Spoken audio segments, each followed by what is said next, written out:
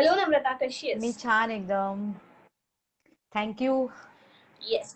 So गेले अनेक दिवस तुझी पोस्ट मोठ्या प्रमाणात व्हायरल होती आणि ती पोस्ट कशाबद्दल आहे हे सांगण्याची लाज बाळगण्याची काहीही गरज नाहीये, कारण गेले अनेक दिवस मासिक पाळी संदर्भात सोशोफोबिया आहे आणि हा सोशोफोबिया कधी संपणार हा प्रश्न अजूनही अनुत्तरितच आहे. मात्र तू त्याबद्दल लिखाण केलंस, अगदी साध्या सोप्या भाषेत लोकांना कळेल अशा भाषेत तू लोकांशी बोलण्याचा प्रयत्न किंवा लोकांपर्यंत पोहोचण्याचा प्रयत्न केला.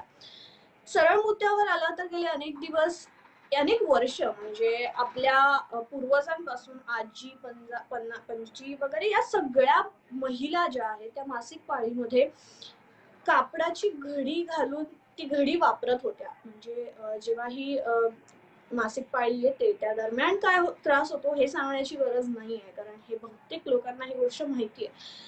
ती कापडाची घडी किती त्रासदायक होती, किंवा आपण we are lucky in that case की आपल्याला ती परिस्थिती किंवा ती वेळ आपल्यावर आली नाही, कारण आपल्या जनरेशन मध्ये खूप काही गोष्टी अपडेट झाल्यात आणि खूप गोष्टी आपल्यापर्यंत पोहोचल्या. आणि ज्याबद्दल तू लिहिलंयस ते म्हणजे मेन्स्ट्रुअल कप्स. गेले अनेक दिवस हे मेन्स्ट्रुअल कप्स मार्केटमध्ये आले, जवळजवळ 2 वर्ष तर आपण म्हणू शकतो की हे इंडियात आलंय. मात्र अजूनही त्याबद्दल बऱ्याच लोकांना फोबिया आहे. तो फोबिया दूर करण्याचा आज आपण या लाईव्ह सेशन मधून प्रयत्न करूयात आणि खूप खूप स्वागत आहे तुझं TV9 मराठीमध्ये. Thank you so much. तू जसं म्हणलीस की 2 वर्ष झाली आहेत मेन्स्ट्रुअल कप आलाय, तर खरं तसं नाहीये. मेन्स्ट्रुअल कप भारतात इंट्रोड्यूस झालेल्याला बरीच वर्ष झालेली आहेत, पण तो आपल्यापर्यंत फार उशिरा पोहोचलाय. आणि जर मेन्स्ट्रुअल कपची हिस्ट्री पाहिली तर ती 1930 पासूनची त्याची सुरुवात आहे. सो असं नाहीये की ते प्रोडक्ट नवीन आहे किंवा आजच्या जगातलं आहे. ते फार पूर्वीचं आहे, पण ते आपल्यापर्यंत फार उशिरा पोहोचलं आहे हे मात्र नक्की आहे. हो सर. आता तसे मेन्स्ट्रुअल कप काय प्रकार आहे याबद्दल तू आम्हाला माहिती देशीलच.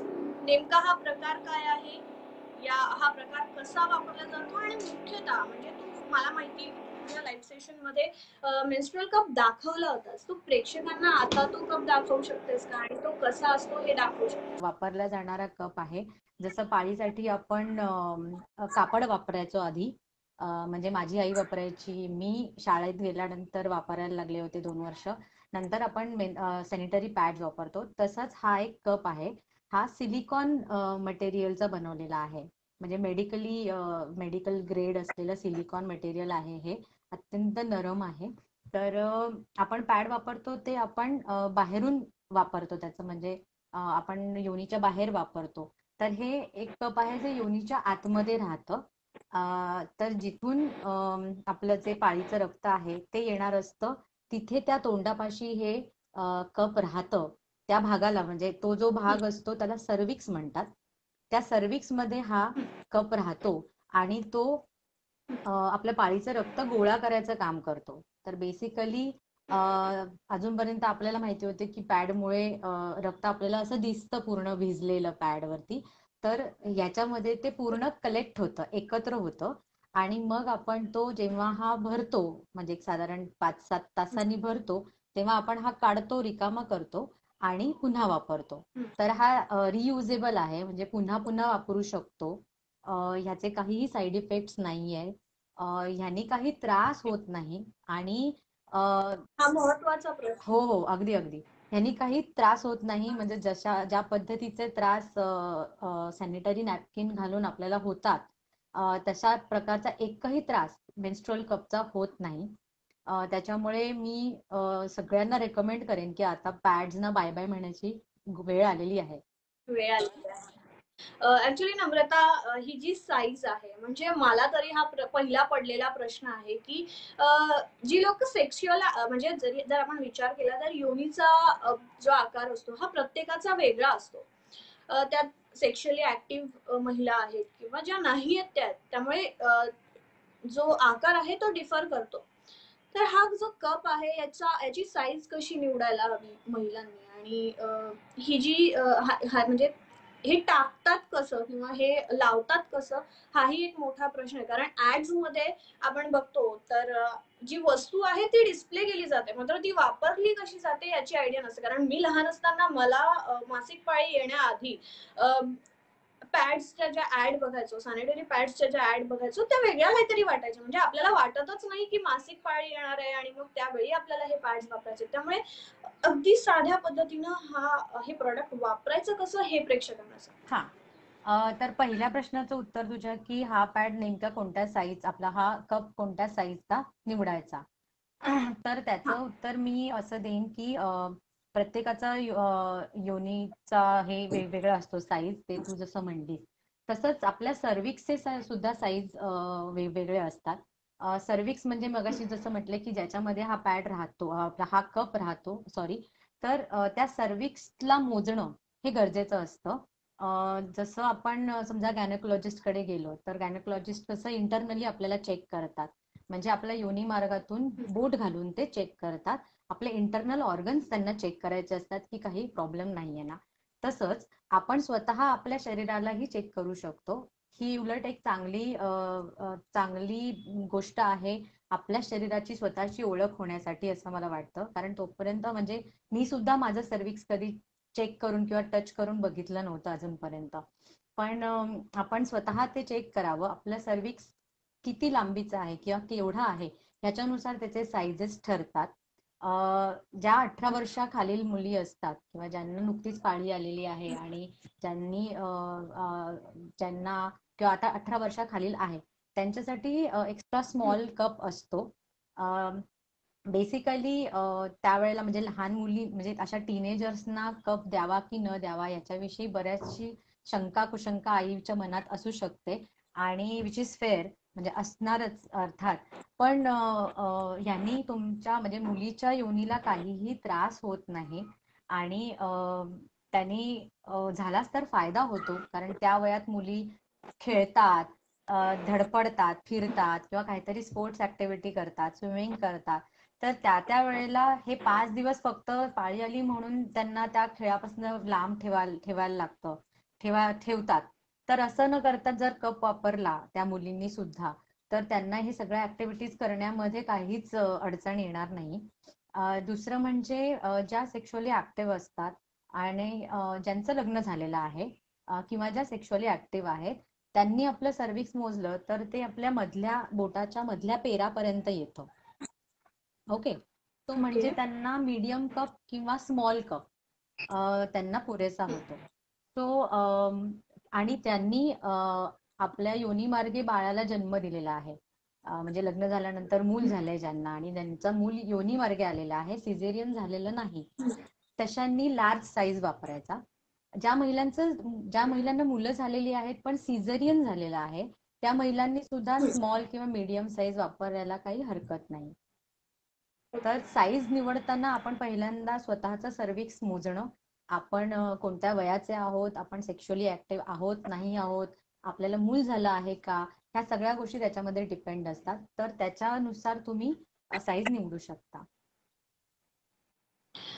हा जो कप आहे हा जरा मोठा दिसतोय आणि एवढी मोठी वस्तू आपल्या दिवसभरासाठी ठेवावं किंवा आणखी एक प्रश्न, हे किती वेळानंतर चेंज करायला पाहिजे? जसं डॉक्टरांच्या म्हणण्यानुसार पॅड्स 6 तासानंतर म्हणजे मॅक्सिमम 6 तासानंतर चेंज करायला पाहिजे. तसं याची काही टाइम लिमिट आहे का की काही वेळानंतर हा चेंज करायला लागतो किंवा ओव्हरफ्लो होण्याची चान्सेस आहेत? तर हा मोठा दिसतो आहे तुला आता कॅमेरावरती, पण जर मी माझ्या बोटाच्या साईजला दाखवला तर माझं बोट अगदी याच्या जवळपास आहे. म्हणजे हे जे पहिलं बोट आहे माझं, त्याच्यामध्ये अगदी खाली स्टेम पर्यंत जर धरला तर तो अगदी छोटा आहे. तर आणि हा खूप सॉफ्ट आहे, म्हणजे इतका मऊ आणि हे आहे त्याचं मटेरियल की ते तुम्ही युनिट टाकल्यानंतर घातल्यानंतर तुम्हाला जाणवतही नाही की तुम्ही काहीतरी आतमध्ये ठेवलेलं आहे. इतकं ते सुटेबल आहे आपल्या स्किनसाठी आणि त्यानुसारच ते बनलेलं आहे बेसिकली. त्याच्यामुळे ह्याचा त्रास होत नाही, म्हणजे मोठा आहे असं वाटत नाही. अगदी लार्ज साईज जो असतो ना तो सुद्धा थोडासा मोठा असतो, अगदी थोडासा, खूप जास्त मोठा किंवा असा कडक मटेरियलचं ते नसतं. सो त्यांनी काही त्रास होत नाही. दुसरं म्हणजे तू जे विचारलंस की त्यांनी काही ओव्हरफ्लो होण्याची शक्यता असते का किंवा तो किती तासानंतर बदलायचा. तर डॉक्टर जे म्हणतात ना की 6 तासानंतर तुम्ही पॅड चेंजच केलं पाहिजे. तसंच कपचं आपलं आपलं गणित आपण ठरवायचं असतं. जसं पॅडचं डॉक्टर जरी म्हणले 6 तासानंतर तुम्ही चेंज केला पाहिजे, पण आपला पॅड समजा 3 तासानंतर भिजला, तर आपण काय डॉक्टर म्हणले 6 तासानंतर बदलायचा म्हणून काय 6 तासापर्यंत वाट बघत नाही ना, आपण बदलतो. तर कपचं पण तसंच असतं. म्हणजे माझा अनुभव असा आहे की जेव्हा मी पहिल्यांदा घातला, त्याच्यानंतर मी एक 5 तासानंतर काढून बघितला आणि 5 तासानंतर तो किती भरलेला आहे त्याच्यानुसार मी अंदाज लावला की हा मला किती तास चालू शकेल. बरोबर. तर आता समजा मला तो 5 तास चालतोय, तर मी हे टाइम टेबल ठरवते, एक वेळापत्रक ठरवते माझं माझं की मला हा इतक्यात आता इतक्या वाजता मी हा घातलाय, तर इतक्या वाजता मला हा काढून रिकामा केला पाहिजे. इतक्या वाजता मी घातल्यानंतर इतक्या वाजेपर्यंत तो रिकामा म्हणजे इतक्या वाजेपर्यंत तो भरू शकतो, हे माझं मी ठरवते आणि मग मी तो काढून तसा रिकामा करते. अनेकदा असं होतं की आता त्याच्यावरती लिहिलेलं असतं की तुम्हाला 12 तासापर्यंत प्रोटेक्शन आहे याच्यामध्ये, म्हणजे 12 तासापर्यंत तो पूर्ण भरून जात नाही आणि ओव्हरफ्लो तर कधीच होत हा. नाही, कारण त्याच्या आधी आपण तो काढतो. तर रात्री तुम्ही ओव्हरनाईट तो ठेवू शकता, कारण रात्री आपल्याला शांत झोप मिळावी हे बेसिकली म्हणजे बेसिक गरज असते प्रत्येक मुलीची जिला पाळी आलेली असते. तो हा पाळलं. सो माझा स्वतःचा अनुभव असा आहे की कपमुळे मला आता रात्रीची व्यवस्थित झोप लागते, मला एकदाही जाग येत नाही किंवा मला रात्री मध्येच उठून पॅड बदलायला लागायचं, चेंज कर. तर तसंही होत नाही, कारण हा अगदी तुम्ही बिंदास 7 तासापर्यंत ठेवू शकता आणि 7 तास आपली झोप साधारण असते, 7 ते 8 तास. काहीही प्रॉब्लेम होत नाही, एकही थेंब याच्यातनं खाली येत नाही, कारण आपल्या सर्व्हिक्स मध्ये जिथून ते पाळीचं रक्त येतं त्या तोंडापाशीच आपण हा कप फिट केलेला असतो. त्याच्यामुळे it works like vacuum. Yes yes, त्याच्यामुळे तसाही काही प्रॉब्लेम होत नाही की रात्री त्याचे काही रक्ताचे थेंब खाली पडलेत, किंवा आता तुम्ही समजा पॅड असेल तर तुम्ही कुठल्याही कुशीवरती वळलात तर कुठेही ते लागू शकतं डाग. तर असं काहीही होण्याची याच्यामध्ये शक्यता अजिबातच नसते, रादर 0 शक्यता असते आणि त्याच्यामुळे तुम्ही निवांत झोपू शकता. आणि ट्रॅव्हलिंग मध्ये मला वाटतं की हे वापरायला हरकत नाहीये, हो, खूप कारण खूप. मी मी मी जनरली ट्रेकिंग करते, जवळपास मी दर महिन्याला ओके. ट्रेकला जाते. सो कप असताना पण मी सुद्धा ट्रेकिंग केलेलं आहे. त्याच्यामुळे अच्छा. ट्रेकिंग करणं, स्विमिंग करणं, चढणं उतरणं, रॅपलिंग करणं किंवा जे काही आपल्या ऍक्टिव्हिटीज आहेत स्पोर्ट्सचे सुद्धा, ते सुद्धा बिनधास्त करू शकतो आपण. रादर हे आपल्या सर्व्हिक्स मध्ये असल्यामुळे बाहेर दिसत नाही. त्याच्यामुळे स्विमिंग करणाऱ्या मुलींसाठी तर सगळ्यात चांगलं आहे हे. कारण त्याच्यातनं रक्तही येत नाही आणि जेव्हा पॅड असतो तेव्हा आपण स्विमिंगला जातच नाही, बरोबर. सो ते सुद्धा आपल्याला ते 5 दिवस अडवू शकत नाही, जर आपण स्विमिंगसाठी असे डेडिकेटली काहीतरी स्विमिंग मध्ये करिअर करणार असू किंवा आपल्या हेल्थसाठी आपण करणार असू, तर त्याच्यामुळे अगदी स्विमिंग करतानाही तुम्हाला ह्याचा त्रास होत नाही. हे बाहेर दिसत नाही, म्हणजे जसं पॅड आपल्या कपड्यांवरचं सुद्धा कधी कधी दिसतं, ओळखायला ओळखायला येत. येतं. तर ते हे बाहेर दिसत नाही अजिबात. त्याच्यामुळे तुम्ही अगदी स्विमसूट घातलात ना तरीही कोण म्हणू शकणार नाही की तुम्हाला पाळी आली आहे. तर तो एक खूप जास्त ओके. मोठा ऍडव्हान्टेज मला वाटतो ह्याच्यामधला, की मला पाहिजे ते कपडे मी सगळे दिवस घालू शकते, जीन्स असो नाहीतर स्कर्ट्स असो नाहीतर कोणतेही. थोडं डिटेल मध्ये बोलायचं झालं तर नैसर्गिक विधी करताना प्रामुख्यानं आपल्याला पोटावर ताण द्यायला लागतो, तर अशा वेळी हे बाहेर निघण्याचे चान्सेस आहेत का, किंवा अशा वेळी याची काही काळजी घेण्याची गरज आहे का? हा खूप चांगला प्रश्न आहे. तो प्रश्न सहसा जेव्हा लोकांना पडत नाही, जेव्हा आपण ह्याच्याविषयी वाचतो ऐकतो तेव्हा किंवा वापरतो तेव्हा. पण जनरली काय होतं, तर मी सुरुवातीपासून सांगते. आपण जेव्हा हा आपल्या योनी मार्गे आतमध्ये टाकतो, असा तो आतमध्ये टाकतो आणि तो आपल्याला उघडायचा असतो आतमध्ये. मग तो असा पण थोडासा बाहेरून असा थोडा त्याला इकडे तिकडे दाबून असा तो वरती उघडला जातो. मग त्याच्यामध्ये ना ओके. एक वरती 4 होल्स दिलेले आहेत. असे समोरासमोर 2 होल आणि असे 4 होल आहेत. ते सक्शन बिल्ट होण्यासाठी असतं वरतून. हा, त्याच्यामुळे वरती असं ते सक्शन बिल्ट होतं आणि तो खाली येत नाही अजिबात. म्हणजे तुम्हाला थोडासा तो ओके. असा खाली ओढून बघायला लागतो, मग तुम्हाला कळतं की तो बरोबर हवेचा दाब त्याच्यावरती फिट बसला बस. आहे हा. आणि तो व्यवस्थित बसलेला आहे. मग जोपर्यंत तुम्ही मॅन्युअली दाबून असा काढत नाही तोपर्यंत तो निघत नाही. ओके. ओके. सो जेव्हा तुम्ही नैसर्गिक विधीसाठी जाता, म्हणजे लघवीसाठी जाता किंवा संडासला जाता, तेव्हा तुम्ही पोटाचे स्नायू वापरतात. म्हणजे लघवी करतानाही ह्याचा त्रास होत नाही, कारण अनेक आणि जणांना प्रश्न पडतो की योनीमध्ये हे घातल्यानंतर लघवीसाठी आपल्याला काय त्रास होतो का? तर जेव्हा आपण पहिल्यांदा ह्याचा वापर करतो तेव्हा थोडंसं आपल्याला जाणवतं की मला काहीतरी माझ्या शरीराला जाणवतंय लघवी करताना की काहीतरी आहे आतमध्ये, पण त्याचं दुखत या. नाही, त्रास होत नाही. आपल्याला फक्त असं जाणवतं की अच्छा ठीक आहे. तो एक मुद्दा आहे. दुसरं म्हणजे टॉयलेटला बसल्यानंतर म्हणजे संडासला बसल्यानंतर आपण पोटाचे स्नायू वापरतो, पण मी जसं म्हटलं की ती ही स्टेम खाली येते. पोटाचे स्नायू वापरले ओके. तरी सुद्धा, कारण पोटाचे स्टेम त्याच्यासाठी दिलेली आहे, पोटाचे स्नायू वापरून ती खाली यावी ओके. म्हणून. पोटाचे स्नायू वापरल्यानंतर ती खाली येते, पण कप खाली येत नाही. हा, ओके. म्हणून मी सांगितलं तुम्ही जोपर्यंत मॅन्युअली तो असा दाबून तो असा बाहेर काढत नाही चालेल. तोपर्यंत तो येत नाही. त्याच्यामुळे कप असताना तुम्हाला नैसर्गिक विधी करायला काहीच प्रॉब्लेम येत नाही अजिबात. ओके. पिरियड्स किंवा मासिक पाळी म्हटलं तर हायजीन हे खूप महत्वाचं असतं आणि गेली अनेक वर्ष पिरियड्स आपल्याला आल्यापासून आपल्याला हेच सांगण्यात येतं की हायजीन कसं पाळलं पाहिजे. आणि अनेकदा नम्रता आपण बघतो की पब्लिक टॉयलेट्समध्ये स्टेन्स बघायला मिळतात वॉशरूम्समध्ये किंवा काय. तर जेव्हा हा कप आपण काढतो तेव्हा विशेष काय काळजी घ्यायला पाहिजे असं तुला वाटतं? हा, हायजीन तर खूप जास्त महत्वाचं आहे, कारण मी त्याचे खूप जास्त दुष्परिणाम पॅड्समुळे भोगलेले आहेत. आणि तू जशी रिपोर्टर आहेस तशी मी सुद्धा फील्ड रिपोर्टर होते. त्याच्यामुळे तर पब्लिक टॉयलेट्समध्ये गेल्यामुळे मला खूप जास्त म्हणजे युरिनल प्रॉब्लेम, इन्फेक्शन झालेले आहेत. होत. सो आणि काही इन्फेक्शन हे पॅड्समुळे पण झालेले आहेत.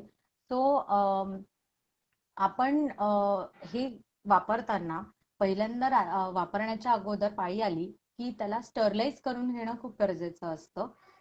मग पाण्यामध्ये उकळायचं ते थोडा वेळ.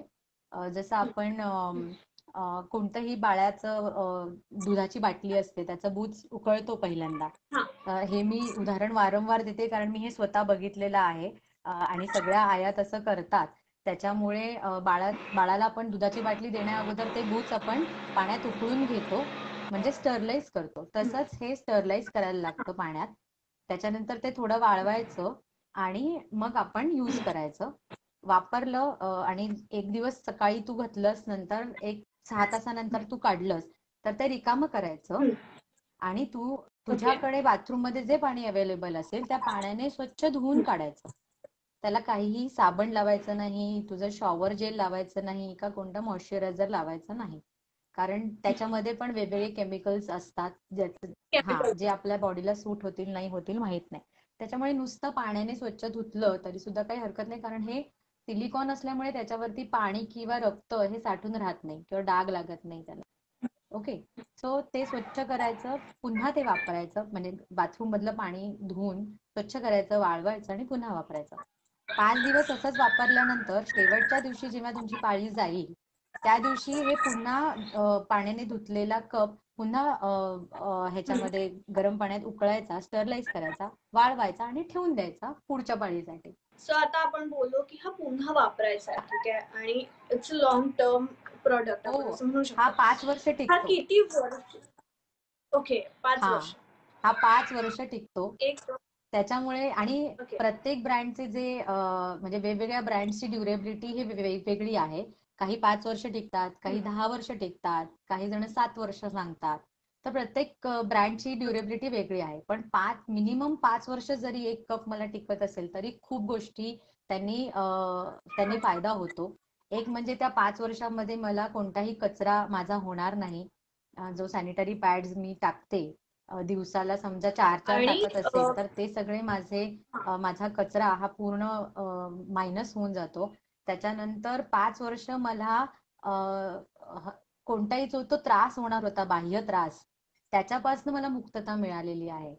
आणि माझ्यासाठी हे जास्त महत्वाचं आहे, कारण ट्रेकिंग सारखी ऍक्टिव्हिटी असेल किंवा माझे नेहमीचं काम असेल, ऑफिसला जाणं येणं, मुंबईची असल्यामुळे ट्रेनमध्ये जाणं येणं, प्रवास करणं, ह्या सगळ्यांमध्ये मला पॅड्समुळे जो त्रास व्हायचा किंवा मुंबईच्या घामट वातावरणामध्ये जो त्रास व्हायचा, तो सगळा त्रास या एका कपमुळे पूर्ण गायब झालेला आहे. त्याच्यामुळे it works like magic for me.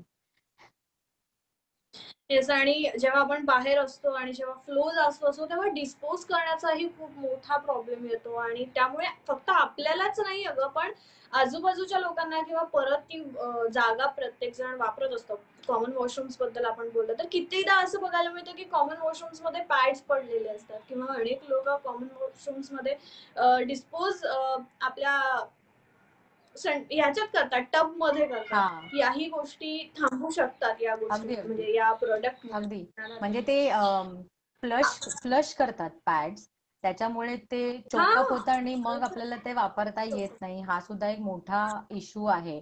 पण इथे काय होतं, आपण आणि आपण पॅड्स टाकत नाही तर ह्याच्यामध्ये जे रक्त साठलेलं असतं तेच आपण टाकतो टॉयलेटमध्ये, आणि मग आपण हे रियूज करू शकतो. Namrata, I would like to add the point. म्हणजे मी गावाकडून आलेली आहे, मला माहिती नाही सिटीत या गोष्टी मानतात की नाही, पण मी जरी शहरातली असली किंवा माझ्या घरच्यांनी मला या गोष्टी सांगितल्या नसेल, पण शाळेत जेव्हा आपण असतो तेव्हा आपण वेगवेगळ्या सोसायटीच्या लोकांसोबत असतो. तर अगं हा मुद्दा जरा वेगळा आहे, पण मला हा डिस्कस करू वाटतं, कारण बऱ्याच लोकांपर्यंत हा व्हिडिओ पोहोचणार आहे. अनेक लोकांमध्ये अगं की आपलं जे पिरियडचं रक्त आहे किंवा आपलं जे मासिक पाळीचं रक्त आहे, हे रक्त बाहेर टाकू नये याही बद्दल अनेक लोकांच्या वेगवेगळ्या मेंटॅलिटीज आहे आणि वेगवेगळे गैरसमज आहेत. तर सायंटिफिकली जर आपण विचार केला तर तुला खरंच या गोष्टीत काही तथ्य वाटतं का? असं तुम्ही कोणत्याही मुलीला विचाराल तर ती म्हणजे हसेलच ऍक्च्युली याच्यावरती, कारण आपण असंही पॅड्स टाकतो म्हणजे आपण ते रक्त अगं नाही, टाकतोच म्हणजे आहे. हा, पण तू जे मी म्हणते ते अशी बरोबर आहे. परिस्थिती तू बघतीये जे म्हणते ते बरोबर आहे. मी अशी परिस्थिती ती एक हं. कॉन्सेप्ट आहे. परिस्थिती अशीही बघितली की म्हणजे काही एरियामध्ये लोक पॅड्स पण म्हणजे सॅनिटरी नॅपकिन्स पण धुवून फेकतात अगं. म्हणजे हे मी डोळ्यांनी हो बघितलेलं हो आहे. हो. ते ऍक्च्युली आपल्यावरती जे काही इम्पोज केलेल्या आहेत अनेक गोष्टी, की हे दूषित आहे, किंवा तू आता आपल्याला म्हणजे माझ्या आईला किंवा मला सुद्धा लहानपणी गावाला गेल्यानंतर बाजूला बसायला लागायचं, म्हणजे विटाळ बसायला लागतं. व्हायचा. तर मुळात ही विटाळाची जी काही कॉन्सेप्ट पहिल्यापासून जे काही रूढ चालत आली होती, किंवा विटाळाचं एक भूत मानगुटीवर बसवलं होतं समाजाने आपल्या, तर त्याला ऑलरेडी बऱ्याच मुली शह देत आहेत. मागे अनेकांनी त्याला पूर्ण विरोध केलाय. आणि मला आनंद आहे की हा जो मुद्दा आहे विटाळाचा, किंवा हे रक्त दूषित कसं, याच्यावरती मुली खूप सायंटिफिकली बोलतायत, मुद्देसूद बोलतायत. त्याच्यामुळे केवळ परंपरा काय सांगते किंवा केवळ असं असं चालत आलेलं आहे आपल्याकडे, याच्यावरती नुसतं धरून बसणारे लोक बॅकफूट वरती जात आहेत. आणि तुझ्या माझ्यासारख्या मुली ह्याच्यामध्ये अव्वल ठरतायत. या हा, विषयावर या बोलतो. बोलतोय आणि बेसिकली बोलतोय. हा, म्हणजे कम्युनिकेशनच नव्हतं पहिले. पहिले असं म्हणायचे की नाही, तुला आली ना पाळी मग तू बाजूला बस, किंवा कोणाला नंतर माझ्या गावाला तर कोणाला म्हणजे मला हात लावायला कोणाची परवानगी नसायची ते 5 दिवस. मी कोणाला हा, आता हा म्हणजे मी हात म्हणजे लावला मी अनुभवलं नाहीये मी हात लावला ना बेसिकली, कोणाला, का त्या पण व्यक्तीला पूर्ण कपडे काढून आंघोळ घातली जायची. म्हणजे माझा लहान भाऊ समजा मला त्यांनी हात लावला तर त्याला पूर्ण कपडे काढले हा जायचे आणि त्याला आंघोळ घातली जायची. असं परिस्थिती माझ्या गावात होती, म्हणजे कोकणात. पण आता तशी परिस्थिती नाहीये. आता माझ्या नाही. स्वतःच्या गावी जेव्हा मी हे सगळं कम्युनिकेशन चालू केलं, अगदी अलीकडेच, म्हणजे आता जास्त नसतील, साधारण 10 वर्ष झाली असतील, की हे सगळे गोष्टी बंद झालेल्या आहेत. म्हणजे मुलींनी बाजूला हम्म. बसणं किंवा घरात न वावरणं, बाहेरच थांबणं, मग किंवा बाहेर न जाणं. त्यांची ताट वाटी वेगळं असणं, हे सगळं बंद झालेलं आहे. हे म्हणजे विटाळाची खूपच क्रूर पद्धत मी सुद्धा अनुभवलेली आहे, लहान म्हणजे शाळेत असताना बेसिकली. पण तेव्हा अक्कल नव्हती. नुकतंच पाळी आली होती. जसं आई सांगेल, जसं आजी सांगेल, जसं आसपासचे लोक सांगतील तसं वागण्याची सवय आपल्याला लावलेली असते पहिल्यापासून.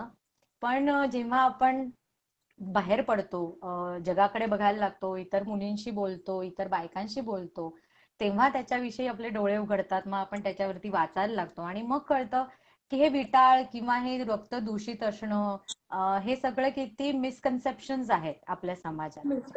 त्याच्यामुळे आपण त्याच्यावरती सायंटिफिक रित्या बोलायला लागलो ना, का मग समोरचे आपोआप मागे हटतात आणि अशा पद्धतीनेच समाज थोडा थोडा सुधारायला लागतो, मला वाटतं. I would like to thank, म्हणजे तू खरंच कमाल लिहिलंयस, म्हणजे आर्टिकल तू कमाल लिहिलंयस आणि आताही तू बोलतानाही एकदम फ्रीली बोलतीयस आणि प्रत्येक व्यक्तीला, म्हणजे इव्हन फक्त मुली किंवा महिलाच नाही तर प्रत्येक पुरुषही या गोष्टीला रिलेट करू शकतो असं तू बोलतीयस आणि असं तू लिहिलंयस. मला तुझ्या लिहायची इच्छा कशी झाली किंवा लिहावं का वाटलं तुला, मला या प्रश्नाचं उत्तर हवं. कसं असतं, आपण आता मी कोणता सॅनिटरी नॅपकिन वापरते हे मी कधीच कोणाला सांगितलं नाही, अदर दॅन गायनकोलॉजिस्ट. कारण त्यांनी मला सांगितलं की तुला रॅशेस होत आहेत तर मग ब्रँड बदल वगैरे. पण आपण जी गोष्ट आपल्याला वर्षोनवर्षेच्या जोखडातनं मुक्त करतीये, तर त्या गोष्टीविषयी बोललं गेलं पाहिजे.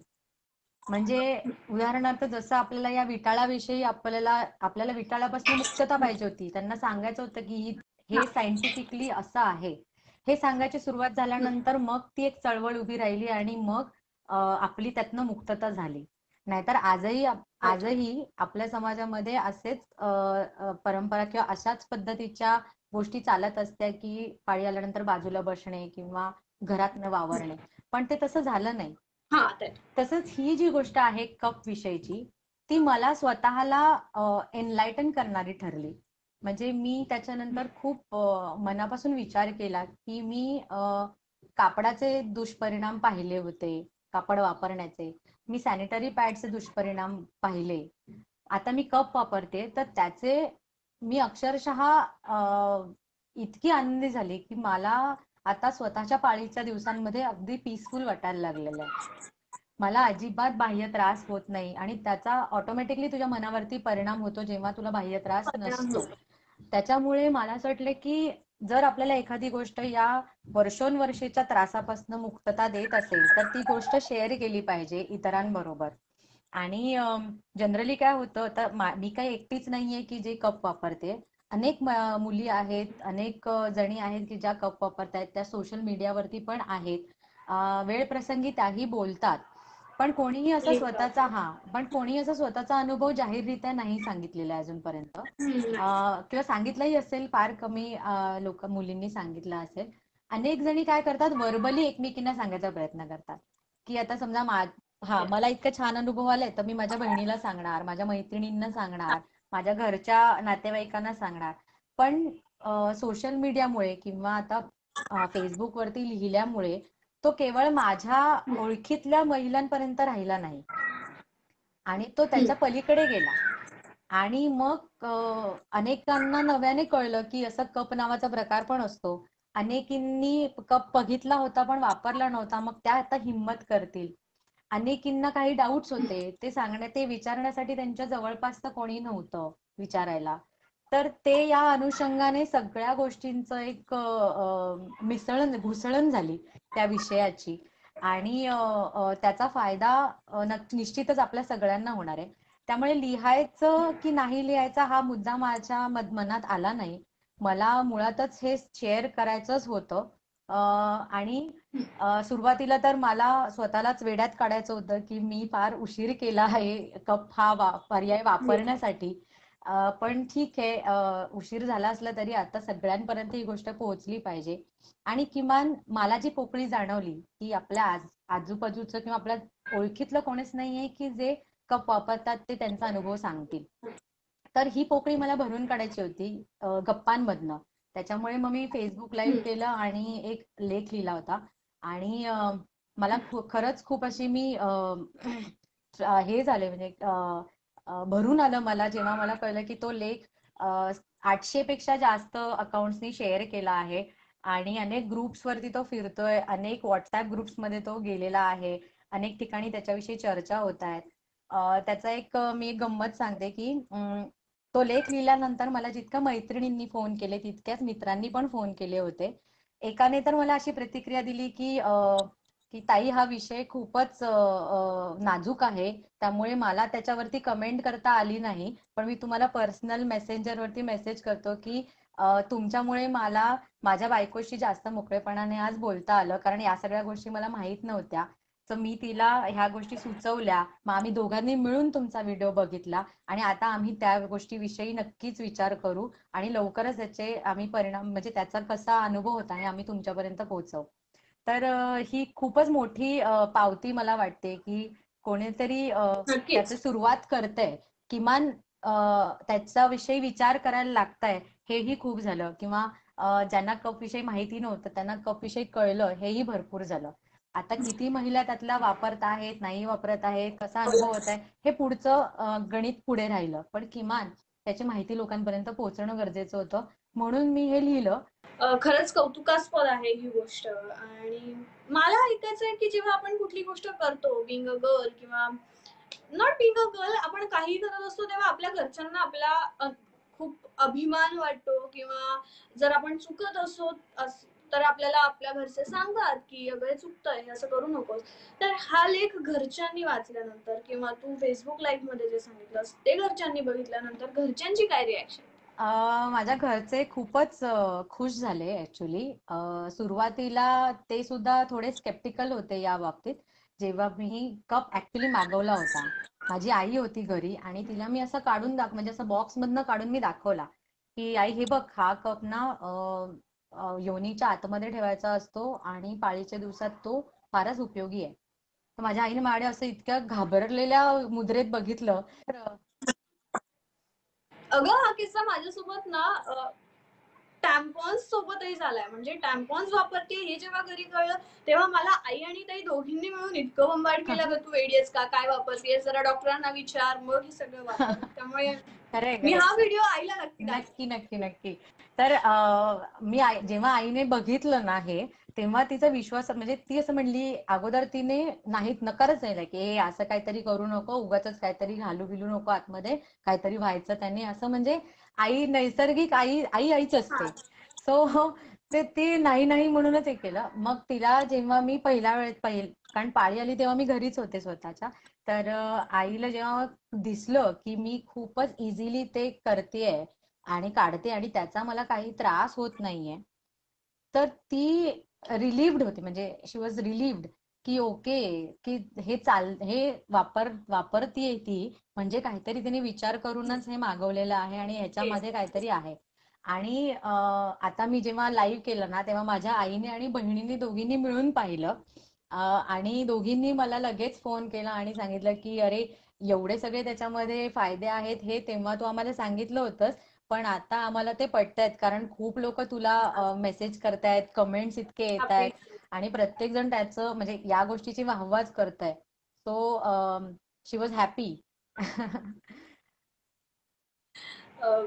आपण या कप बद्दल बरीच माहिती घेतलेली आहे आणि तुलाही मेसेजेस करून सगळेजण विचारतायत आणि तू प्रत्येकाला उत्तर देतेस, असं तू मध्येही बोललीस. खूप छान काम करतेस. खूप खूप अभिनंदन तुझं. तू बऱ्याच लोकांपर्यंत पोहोचलीस आणि या विषयावर बोलण्याची हिंमत तू दाखवलीस आणि हे आपण बोलून दाखवलंय लोकांना, हे खरंच खूप महत्वाचं आहे. शेवटी जाता जाता प्रेक्षकांना काय सांगशील? तुला काय सांगायचंय प्रेक्षकांना? असं काही प्रेक्षकांना वगैरे मला काहीच सांगायचं नाहीये. मला फक्त एवढंच वाटतं की जो अनुभव मला आला त्याच्यातनं मला स्वतःला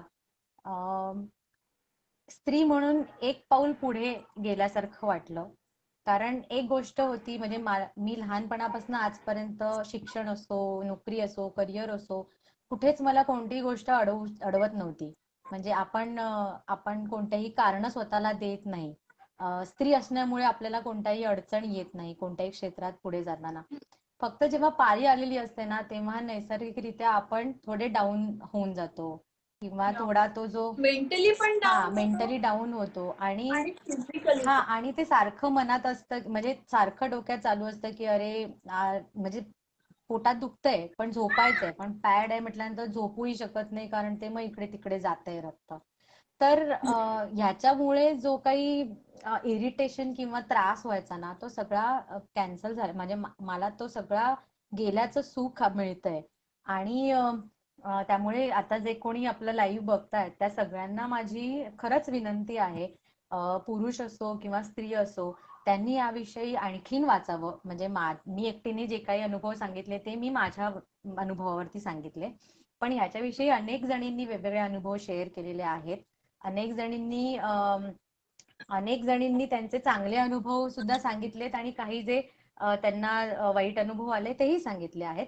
तर आपण त्याची तुलना करावी आणि स्वतः या मार्गाकडे वळावं, जेणेकरून आपल्या आयुष्यात असलेला हा जो एकमेव त्रास आहे ना, तो सुद्धा जाईल आणि आपण फ्रीली राहू, इकडे तिकडे फिरू शकू.